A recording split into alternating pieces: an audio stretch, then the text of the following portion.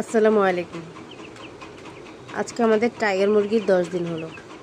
তো এই পর্যন্ত আমরা টাইগার মুরগিকে যে ওষুধগুলো খাওয়ালাম তার মধ্যে হচ্ছে রেনা ডব্লিউএস, তারপর হচ্ছে V3, যা পানির সাথে মিশিয়ে খাওয়াতে হয়।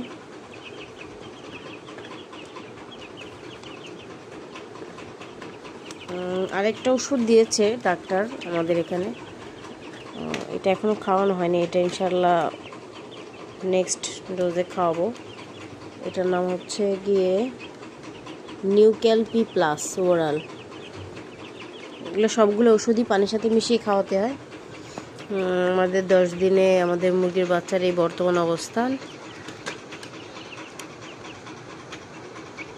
ফিড খাওয়াচ্ছি আপাতত।